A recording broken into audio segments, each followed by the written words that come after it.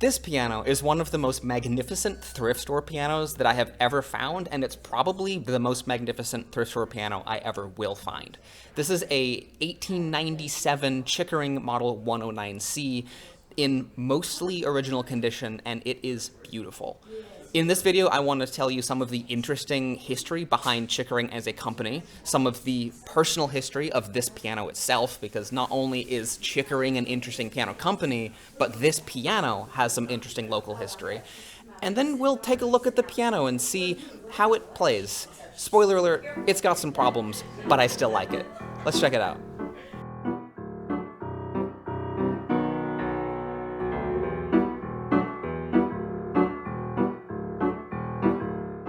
As this piano is roughly in the ballpark of being 130 years old, it does not work perfectly anymore. But the parts of it that do work give us a glimpse of what this piano used to be and what it could be once again with a little bit of love and some time and, of course, some money. So let me play what I can of this piano and demonstrate its really impressively good qualities for being as old as it is.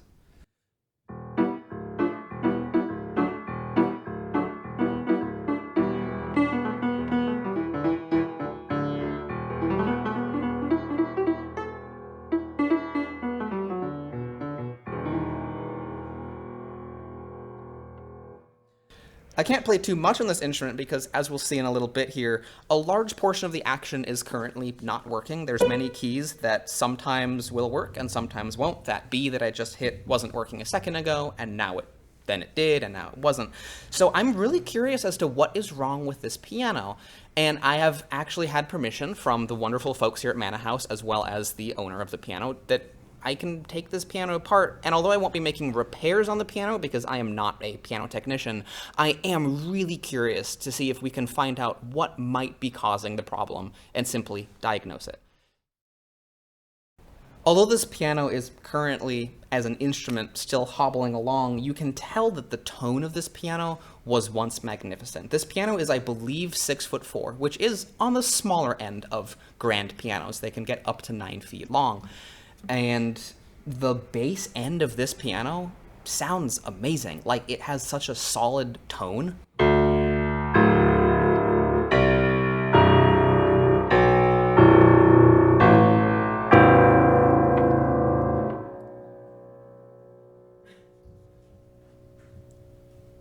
I don't know which damper is doing that.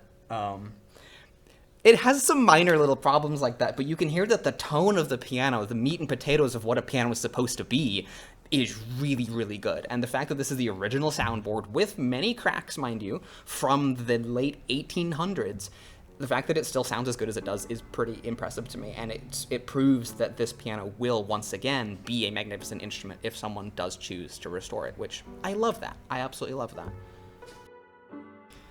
I want to take a moment to talk about a brief history of the Chickering Piano Company, because to me, it's one of the most interesting American piano companies, and one of the most underrated in a way.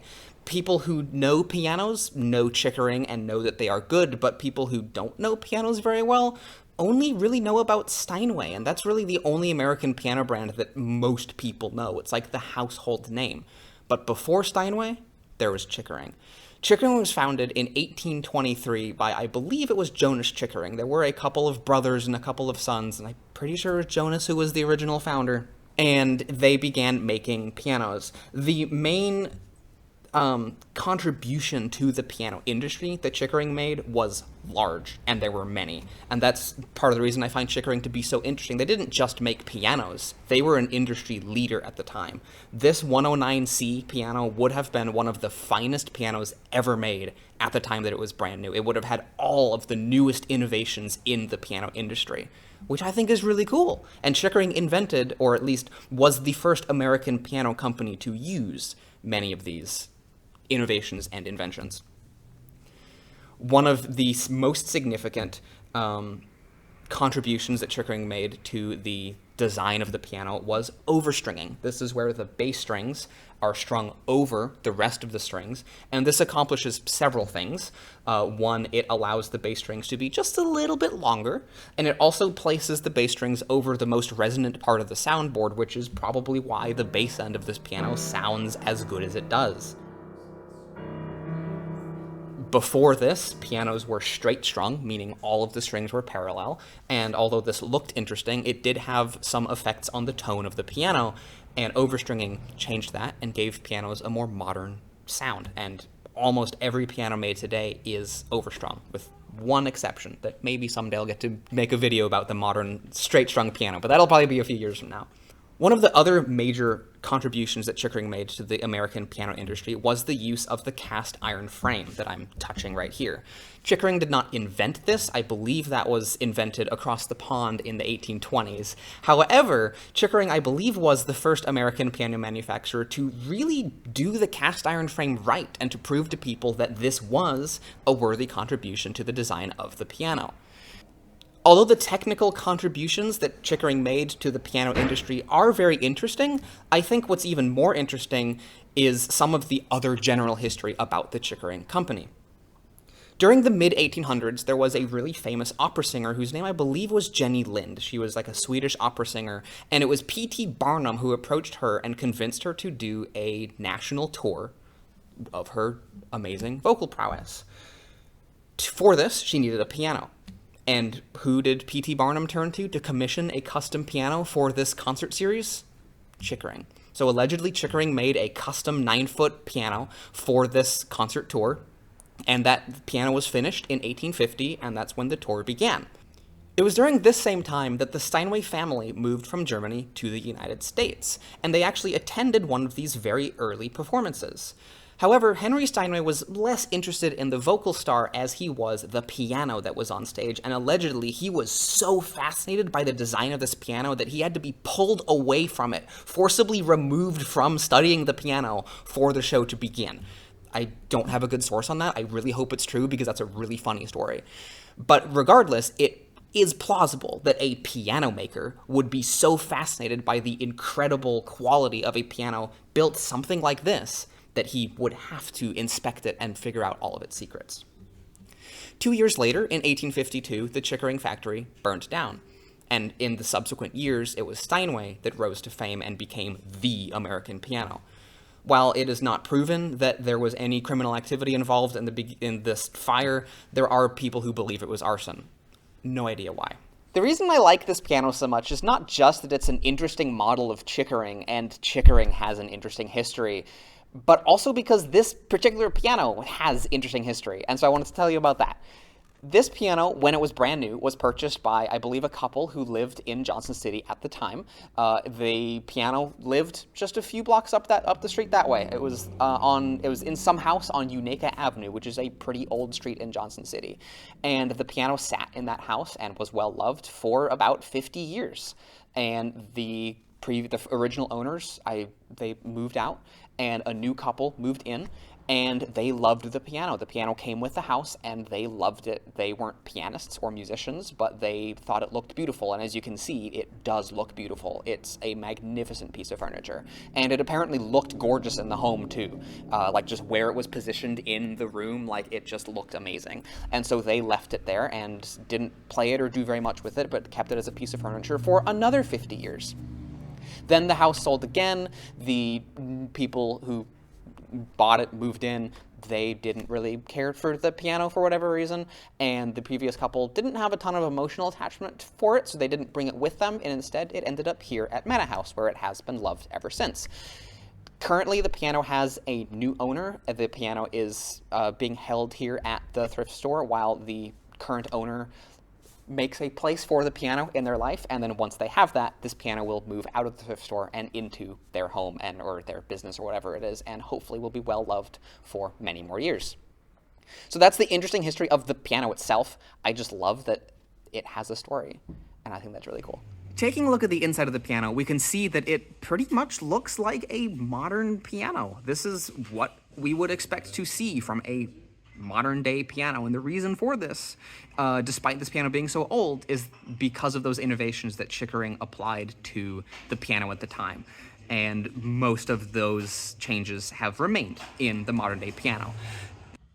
I also wanted to mention the lyre of the piano because it is quite beautiful. This whole structure is called the lyre. It is named so because in early pianos it was shaped like this. It's reminiscent of, I believe it was a Greek instrument. It's an ancient instrument called the lyre. It was a strung instrument that had two curvy sides, and you would have the strings in between.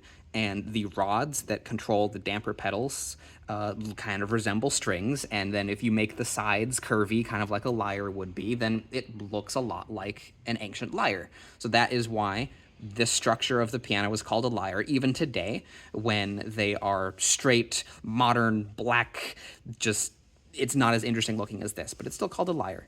Something I noticed here is that there's this old sticker on the harp that says International Pitch A435.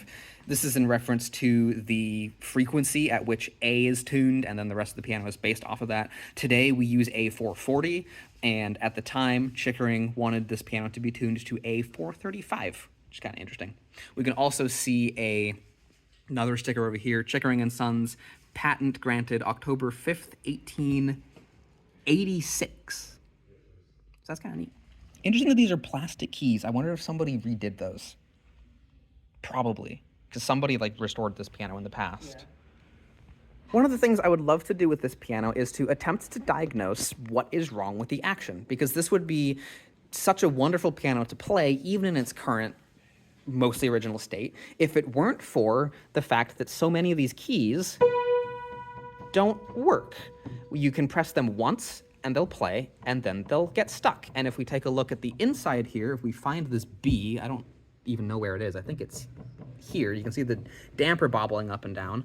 It's just something in the action is stuck, and it isn't working right. I had thought that it might be broken, and that there would be like busted pieces of the action, but since some of the keys work, some of the time, I can press it once and then it gets stuck and I can't press it again. It's probably a lubricant issue. So all of these keys are now unplayable until they get reset and come back down. So the first step in removing the action on this piano would be to remove the key slip, which is this front piece of wood, and there are several screws under here that allow you to take that off. Then you would need to take out the cheek blocks, which are these blocks of wood on the cheeks of the piano, and then that should allow the fall board to come out, which is this whole piece of wood here.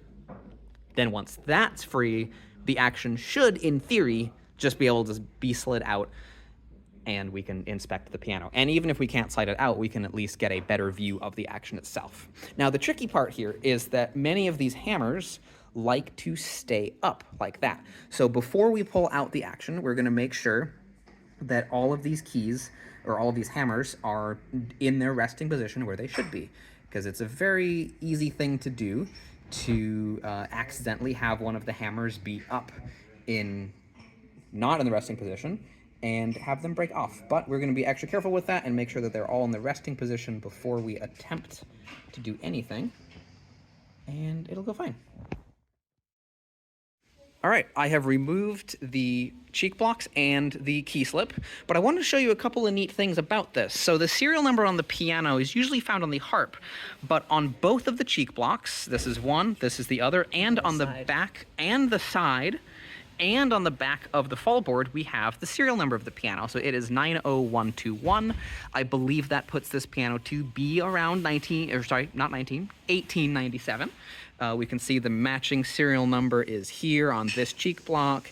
It is written on here with an old pen, marker, chalk, I don't know what they would have used, and it's written here. So we can see that these pieces are all original to the piano, and that's what the serial number was. So that's really cool, and I just love, like, the big, old, solid cheek block. Like, I don't know, there's something I just really like about this. It's cool.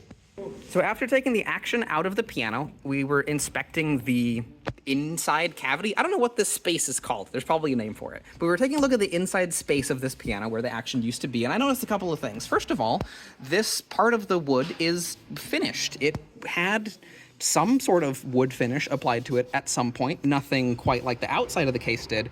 But I find that interesting because in modern pianos, and even many older pianos that I've seen, this is just raw wood. They don't bother treating this. So I think that was a very nice little attention to detail. But as we were inspecting the inside here, we noticed that the pin block looks really new. And that's because it is really new. There's text over here that says the pin plank was made by John E. Hicks in December 1986 in Bluff City, Tennessee.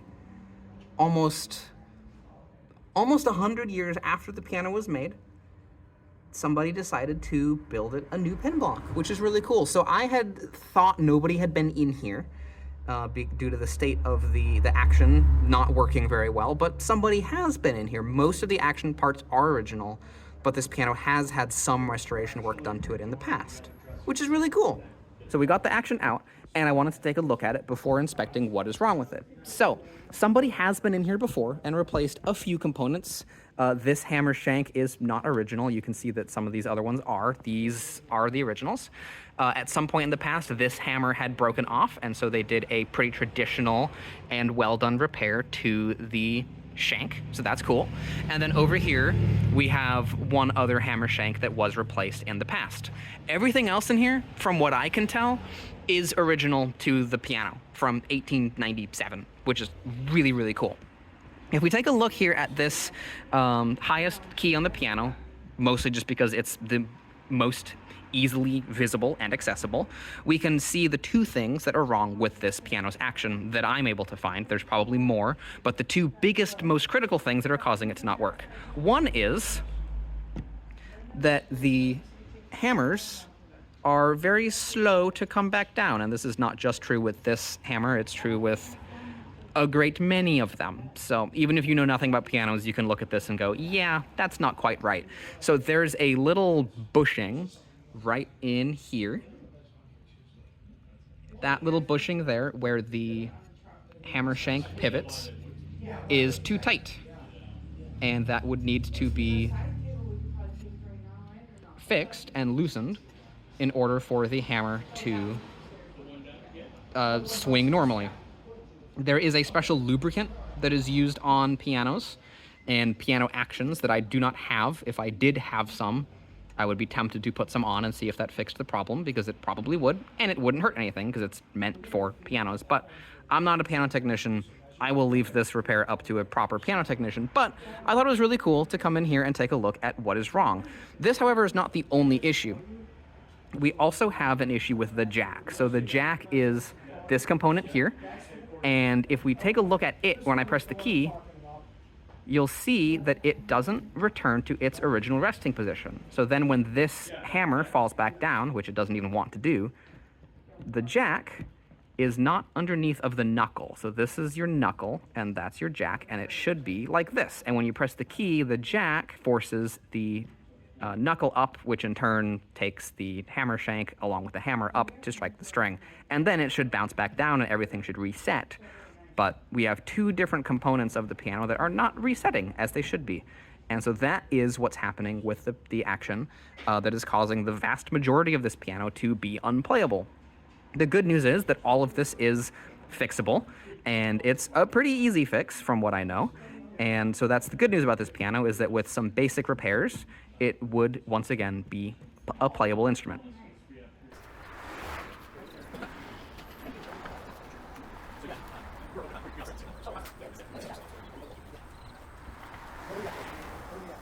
I wanted to take a moment to talk about the wood and the case of this piano, because this is something you don't see very much in pianos today. Modern pianos are usually just black, glossy boxes. They're not super ornate like earlier pianos were, and even some of the time, so you don't have like the ornately carved legs, and even the music rest is a very basic square design, so that's why I don't have it on here. It's not particularly interesting, but the wood and the finish of this piano, this was what pianos used to look like. And it's gorgeous. When have you ever seen a thrift store piano that looks like this? Look at it, it's beautiful.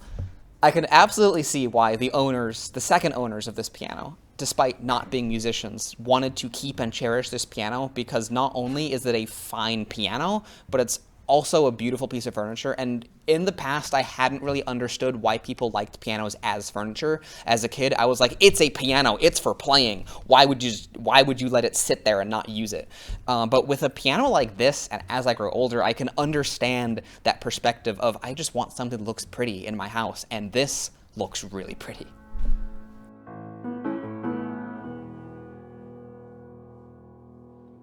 So hopefully you enjoyed this video of a beautiful 1897 Chickering piano in a thrift store. This is probably the only one that I will ever find, and it might be one of the only, it's probably the only 109C in a thrift store in the entire country. Like, that is probably true. So this is a magnificent opportunity. Thank you once again to the folks at Manna House for allowing me to make this video. It's greatly appreciated. And thanks again to all of you for watching it. I really hope you enjoyed it. I hope you enjoyed the sound of the piano. I hope you enjoyed the way that it looked. And I hope you enjoyed it enough to subscribe and to tune back in for future videos about pianos. I will not only be doing thrift store pianos in the future. I will branch out into more modern and more interesting pianos. But hopefully you found this piano to be interesting. You enjoyed this video. And if you did, I'll catch you in the next one. Thanks for watching.